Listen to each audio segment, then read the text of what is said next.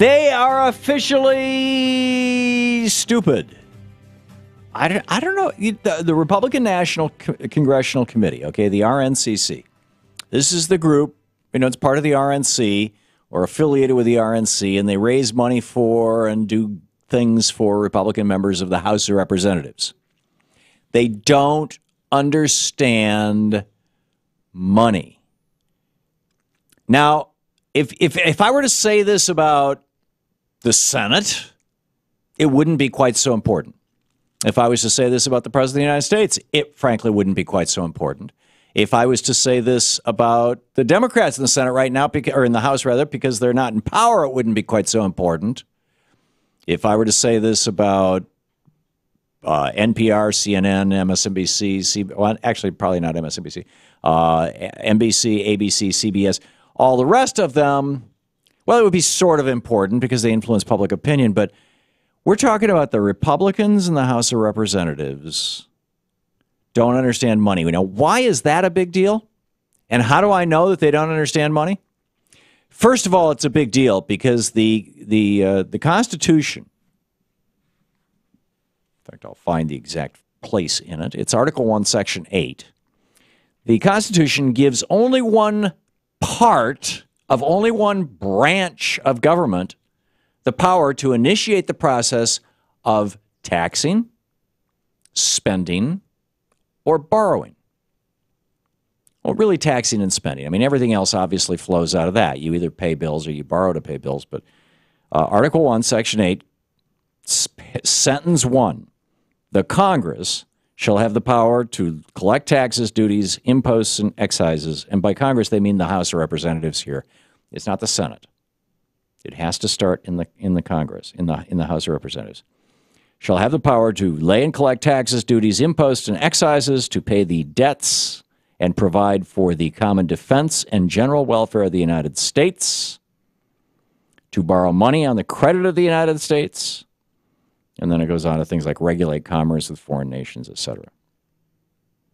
Okay, so it has to originate in the House of Representatives. And, well, arguably Congress is the House and the Senate in this case. But the point, we'd have to hop back a little bit. Here it is. Section 7. All bills for raising revenue shall originate in the House of Representatives, but the Senate may propose or concur with amendments as on other bills. In other words, it has to start in the House of Representatives. That's the first sentence of Article 7. Then Article 8 says, and then they get to spend the money. So you got it and I got it, right? We understand this, that all spending in the United States comes out of the House of Representatives. Period, full stop. The White House does not have the authority to spend a penny that hasn't been authorized by the House of Representatives.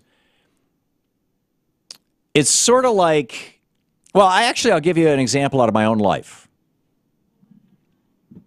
Louise and I, Louise and I have owned businesses for years and years and years, and sometimes I've run the businesses and sometimes she's run the businesses.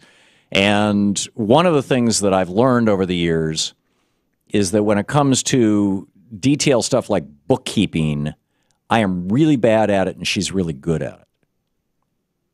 And when it comes to things like writing books, she's a really good editor, but I'm a pretty good writer. Or doing talk radio. She doesn't, even want to be on the radio, and same with her TV show. She doesn't like being on camera. And I'm okay with it. In fact, I think I do a fairly decent job of it. So we've divided up labor in our household. It's one of the reasons I think we've been married all these years, and it continues. So she has final say on money things. She authorizes spending. Right? It's like, gee, let's buy, fill in the blank. Let's buy a new lamp. Well, I want this $600 lamp. And she's like, no, it's going to be a $200 lamp, or it's going to be a $20 lamp. I have a credit card, though, that she pays. So in theory, I could go out and buy the $600 lamp and she'd have to pay the bill, right? But that's not our agreement. This is kind of the way it is between Congress and the executive branch. The White House runs the Treasury, which writes the checks.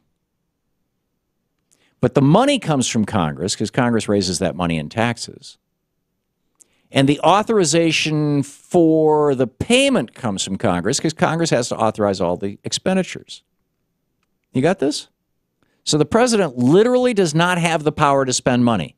All he can do is pay the checks for Congress that has already spent the money. So when George Bush declares 2 wars and literally put them on the national credit card, no system in that legislation to pay for them. When George W. Bush dropped tax rates that raised our debt by over probably, if you were to extend it out over a 20-year period, it would have been over $4 trillion as it was. It was well over $1 trillion. When George Bush cut tax rates, particularly on rich people, no mechanism to compensate for that. So the revenue went down. The expenses went up with the 2 wars. Medicare Part D, the expenses went up another $600 billion, almost $1 trillion. Who has to write the check? The Treasury, which works for we have 3 branches of government. Remember, the legislative, the executive, and the judicial. The legislative branch authorizes the taxes and the spending.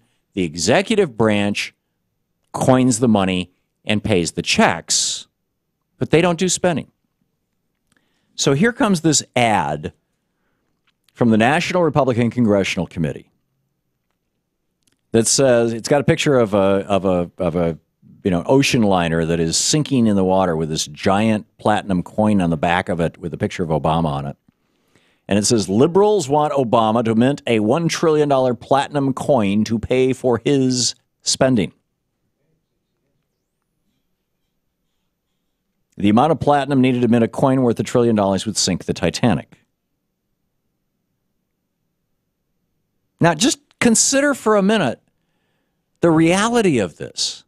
Here you have the guys who are, and I say guys advisedly, usually I use that term in the gender-neutral context, but it's mostly men who are Republicans in the House of Representatives. Here you have the guys who are actually responsible for the spending. The Republican National Congressional Committee, which is the House of Representatives, is a Republican National Senate Committee as well. They're the ones who are actually responsible for the spending and the only ones in the entire government who can spend money.